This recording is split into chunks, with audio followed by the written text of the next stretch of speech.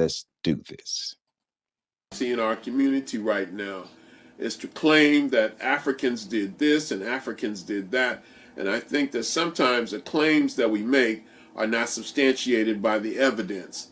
And it makes us look foolish when we really examine it. I'm very big on that we don't have to make stuff up and embellish. That Africans did so many fantastic things that we can stand on our own record.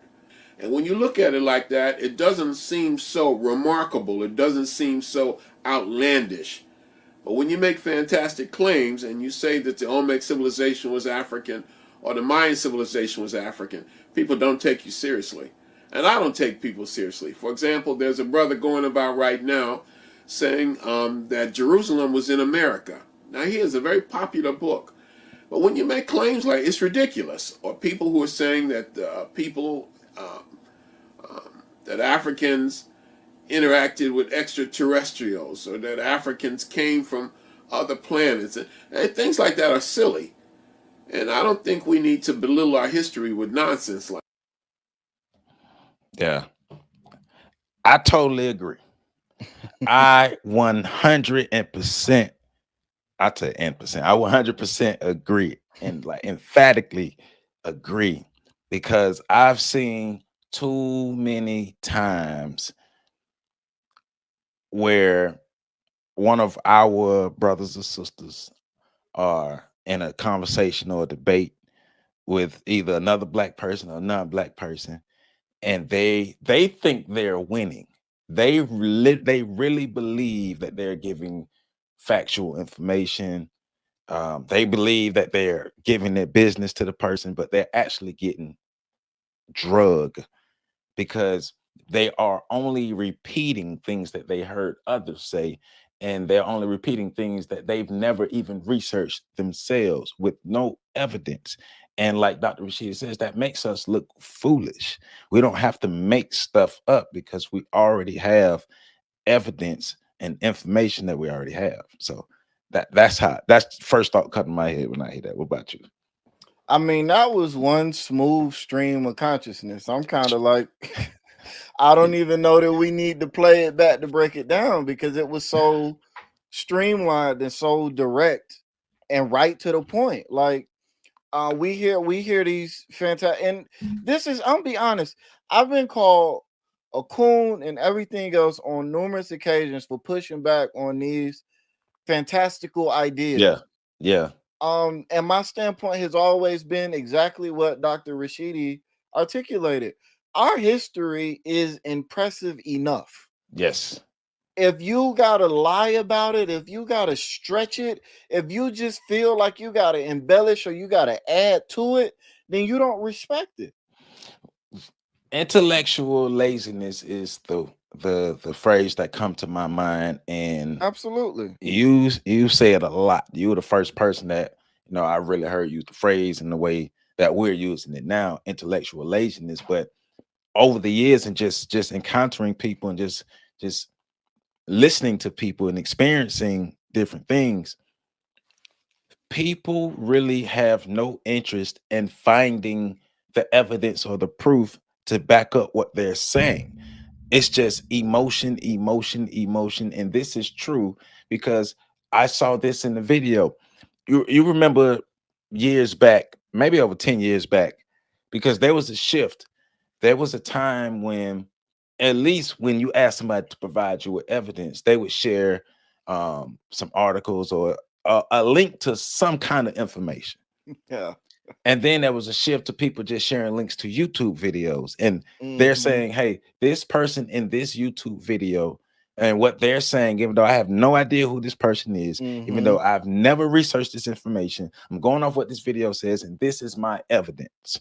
But then I take the extra step. I'm watching the video, I'm writing down notes of what the person in the video was saying, and I'm going to research it. And the research that I find is the opposite of what this person is saying. An example, and this is not historical, but it's just an example of the intellectual laziness that Black people have. I was reading an article that was talking about Black women being uh, the most educated, They were saying black women have more graduate degrees and more degrees than anybody else, and they linked the study with that they were citing, or they thought they were citing. They linked the study. All you had to do is go click on the study. When you click on the link of the study doesn't agree with anything that was in the article. It disproves everything the article was saying. Mm-hmm. But how many? So the person who put the article together, you clearly didn't read. You clearly didn't read, and if you read it, your job was just to spin this story. And then other people who read the article, did they actually click on the link and go look at the Mm-mm. information? And that's our problem. That's why that's one of the reasons why we're in the situation that we're in, because we're intellectually lazy. We Yeah. got to get over that. I mean, I'm thinking now about all of the different, because that was one. I did a whole show back when I was doing lessons from the screen on that. And then you Hmm. had I've gotten into to discussions with people and decided to just leave the discussion. Have somebody tell me that same stuff that makes black people black is what makes space black. And that's why we're connected to space and to nature, is because we wear the universe on our skin. And they believed it 100%. And it's stuff like that that has people taking the pro-black community as a joke, the Right, conscious community right, as a joke. Like, right, because even though I don't know, speaking for the lay black person, the layman, I don't know the history as well as a historian or somebody like that. I know foolishness when I hear it, right. and I'm not going to entertain any sort of information, factual or not, that comes out of the mouth of somebody that I know spits foolishness. What one of the things now is black. In my opinion, I think a lot of black people are just making up stories of the origins of black people in America based off of narratives that they have heard, but they've never really researched these things. And there's some people, their sources are like the Bible. Hmm. It's not a history book. It's not a history book. There's a book that has some history in it. It's not a history book. So that can't be your exact source, because we've all read this book. We've all read this book. And there's nothing in this book that's factual evidence to prove what you're saying. We, as of right now, we have evidence to show that black people were in America before the Europeans. We don't have I don't know anybody who has enough information to accurately say how many black people were here, or this or that. We know black people were here before the transatlantic slave trade, and we know black people came during the transatlantic slave trade. But it's a lot of people who are just making a lot of just fantastical claims about our origins and things. And I'm not saying you're wrong, but I am saying you haven't provided me with any evidence to back up what you were saying, to prove what you're saying. I'm saying you're wrong. If you're saying the transatlantic slave trade didn't happen, Yeah, you wrong. If you're saying that, you wrong. yeah, I'm saying you're wrong. If you're making any grand statements about anything without any real credible evidence, you're wrong. And credible evidence isn't irrefutable. I mean, it could be a missing piece of the puzzle that could have us looking at things that we now believe to be fact differently 20, 30, 40 years from now. But based off the information we have right now, that's what we got to go on. And if you're presenting theories with no information, you're wrong. Even if the theory itself isn't wrong, you're wrong for presenting it without information as if it's fact. And all you have to do is take your time and go look for as much information as possible to support your claim before you open your mouth in public and be loud and wrong. Because black people, we have a habit of going into public and being loud and wrong. And because we believe what we say, everybody else is crazy. Everybody else is this and everybody else is that. But you're the common denominator. Yeah, we need to be honest. I mean, one of the biggest problems I see that comes from this idea of role shading Black history is that it prevents us from being culturally accountable. Yeah. Like it prevents us from being able to sit back and look and analyze and see we went wrong here because we Right, took these steps. right, right.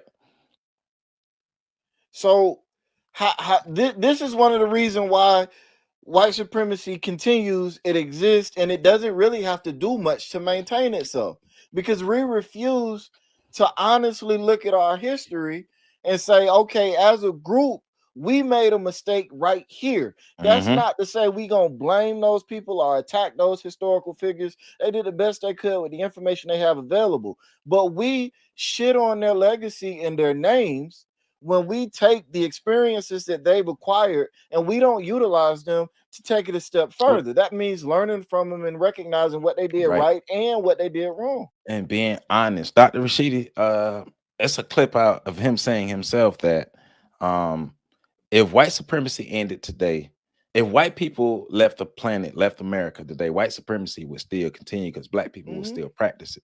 Absolutely. It's ingrained in how we operate.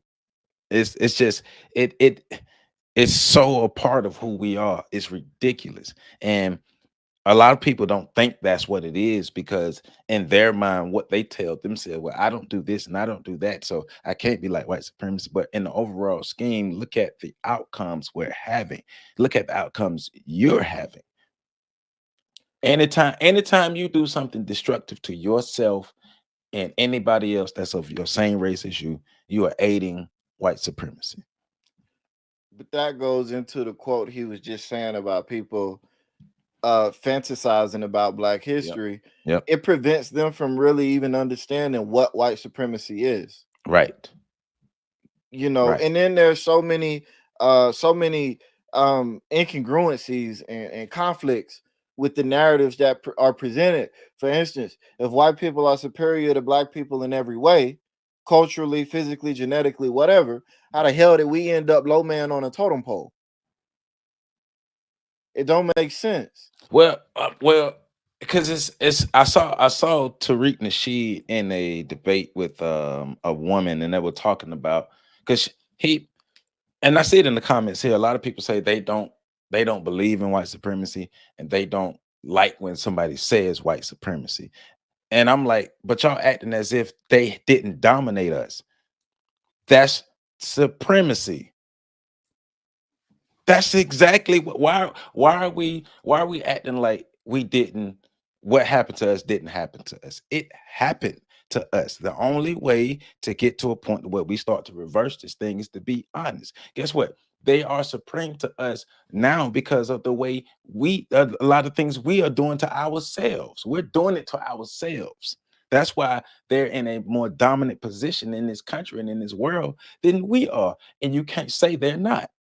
But we have to be honest about what's going on. And guess what? There's evidence to back this up. Look at our global position. Look at the disparities that we have as Black people in America. We're at the bottom of most lists. Well, I mean, look, could we have the same conversation when we talk about people that come and say race is a social construct, as if that means that it's not real. Right. That still affects people's real life. Right. You know how many people are dead because of this social construct? So it doesn't matter whether or not, matter of fact, for those of you that call yourselves scientists or social scientists and sociology, they actually study social constructs with the understanding that it is in fact real. If people believe that something is real, then it's real. That's all it takes to make it real. But to And they go back act to on it. this, thing about supremacy, I looked it up, and it builds into it, right? It doesn't matter if you like it or not. Right. Is it real or not? Supremacy, the state or condition of being superior to all others in authority, power, or status. Sound about right to me. Sorry, my phone was ringing. That's Don't all that good. sound like That sound the like where we are. right? Like But that authority, power, or status. Well, white people are superior to black people in authority, power, and status. They got the trifecta. But to acknowledge that this is where we are is not, it's not saying we have to stay here. Just saying Right. this is where we are. Okay. Now we can move forward. Now, one of the things, because it builds back to the breakdown that we did on Robin Walker. And if you haven't seen that, go check that one out. And Dr. Robin Walker is an amazing historian. But we're talking about knowledge of self. It's going to be difficult for us to properly to acquire the proper knowledge of self and properly use that knowledge of self if if we're collecting information that's not true, if we're collecting fantastic tales, if we're collecting information that we can't find evidence to back up, right? Because we're going to be building this false bravado, this false idea of who we are. It's kind of, you remember that meme that was out there, and the meme was like, hurricanes are the within the hurricanes are the souls of all the slaves who were killed in the transatlantic slave trade. And the gist was as if this is what hurricanes are, as if hurricanes didn't exist before 1492. Mm-hmm. And I saw that meme shared widely, just widely. And it's like, are you all really believe this? You all really believe that hurricanes didn't happen before 1492, and hurricanes that happen now are the spirits of the people who were killed or who committed ritual suicide during the transatlantic slave trade? Like, you really believe that? Like, so hurricanes didn't happen before 1492. Well, my view with the hurricane post, because I saw a couple. One was what you